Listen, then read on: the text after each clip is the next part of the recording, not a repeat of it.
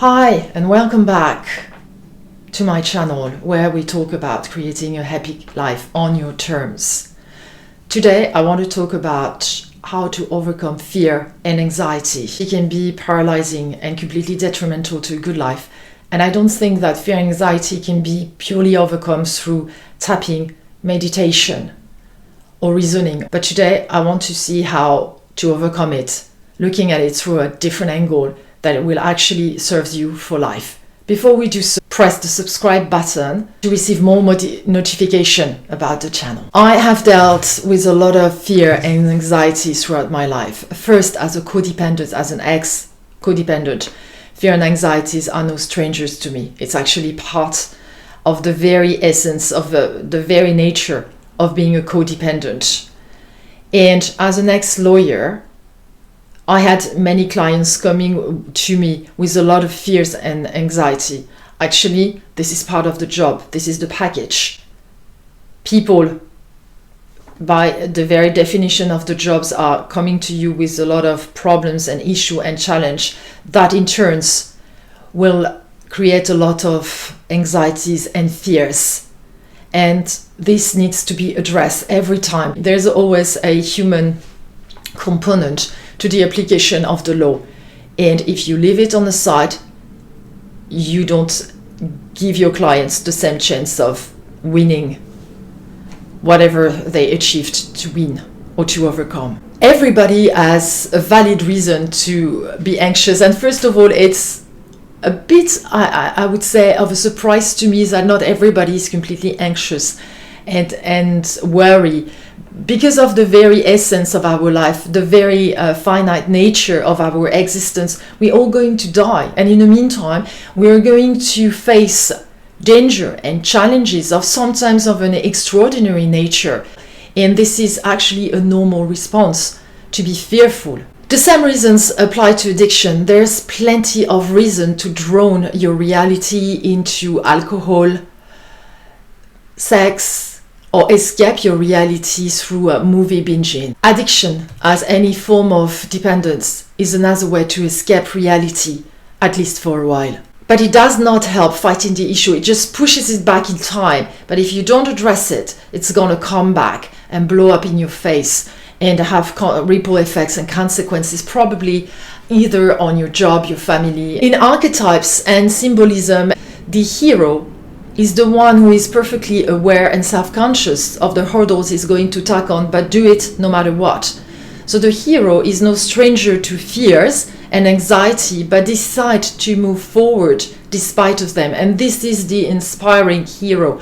I'm not talking about the maverick, who is the hero maverick who takes on all kinds of danger without being really aware of what's going on or not. And this is another type of escape. Actually, this is a fantasy hero that we can project, and it's totally immature.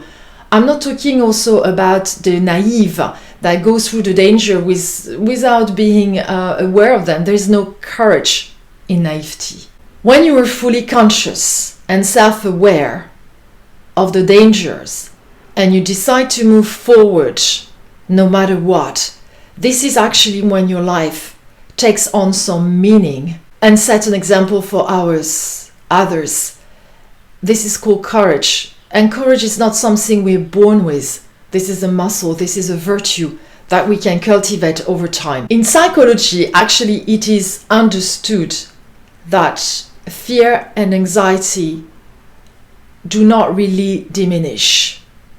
But something happens is we actually become stronger and braver and more apt to face whatever fears and anxieties that comes to us. So actually, the best way to tackle our fears and anxiety is to analyze the very components of them and address every problem chunk by chunk. Okay, let's say that in 2 weeks you have a gig and you have a public speech as a consequence in front of 200 people. And of course it's paralyzing, and it might keep you awake at night. And fear of speaking is actually one of the biggest fears there is. But you can actually cut this anxiety into pieces. Like, what are you afraid of? Analyze every component of it. So you might be afraid of there is not going to have enough people showing up. You might be afraid that you don't know your subject enough. You might be afraid of rejection, that you're going to be ridiculous, that you're not going to be able to answer questions, and so on and so forth. But all of these components can be addressed. For example, if you're afraid that not enough people are going to show up, you can ask marketing professionals to help you. You can maybe joint venture with somebody who has already an audience, but talking about another topics.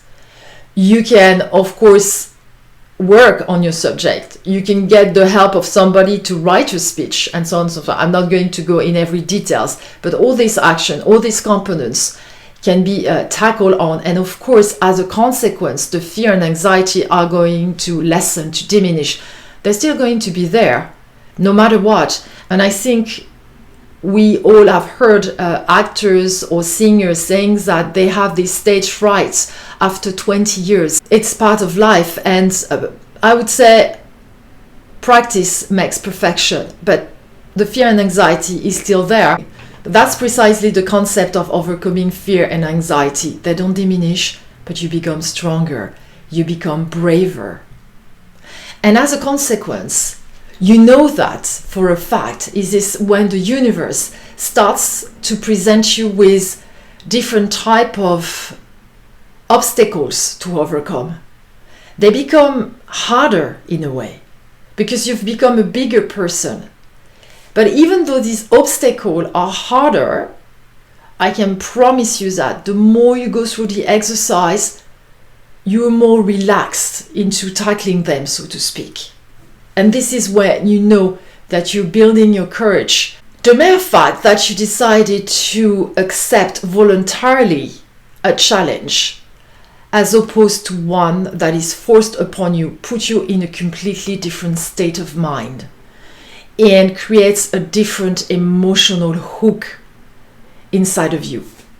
I have seen times and times again my clients coming towards a real challenge, and then we would sit and we would analyze the issues one by one, and we would contemplate what are the options. And when you go into this state of mind, analyzing the options, and then take an informed decision, even if this decision is difficult, even if this is not what you had hoped for at the very beginning, I can promise you that you become a completely different person. The whole issue at stakes and even the outcome has not the same perspective. And this allows you to become focused and become solution-oriented instead of feeling overwhelmed by anxiety and fears. And even though you know the danger are here, you won't be prevented to sleep at night. These feelings generates positive emotions that counterbalance anxiety, and it's becoming way less hard on you. Being called to move forthrightly forward into the strange and the unknown, there is an emotion associated with that. There is an excitement. This is the reason why people travel. Also, to see yourself as the kind of person who is able to tackle that kind of problem on an habitual basis. This is the right kind of exercise to improve self-confidence and resilience. Seeing yourself taking risk with full responsibility and awareness of what you're doing will improve your life to greater extent. Not only your life, the life of the people you live with. It could be your family, of course, your colleagues, and you set an examples to others. There is something you can comfort yourself with being on the path of achievement. Then you have a goal, a life goal that gets you through existence. As I said, there is a deep emotional feeling that goes beyond the mere rationalization of being a valuable people because you exist. Even if that's true, I don't think this is enough to overcome fear and anxiety. You may be repeating positive affirmation that you love yourself and you're full of value just because you are. Yes, of course, but it's not enough as long as you don't take some actions. So to be able to move successfully through life, it is very important, I think, to be aware of what you can control as opposed as what you can't control. You can take calculated risk by preparing a good evaluation of the situations and your options. To start with, probably you will do it after committing the mistake. But as you go more and more and develop your courage, sometimes you will be able to actually anticipate. Well, it depends on your nature. Some people are more spontaneous than others, and this will be a little bit different from one person to the other.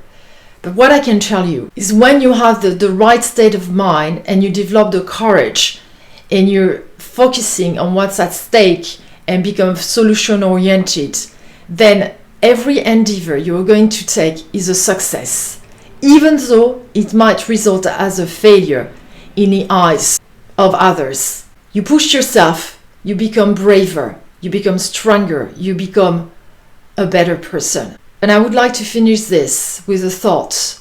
Your war scars will make you a good leader. I hope that has been useful, and I hope to see you very soon on the channel. So do not hesitate to comment or like this video if you did, and press the subscribe button. Thank you, and I see you soon. Bye bye.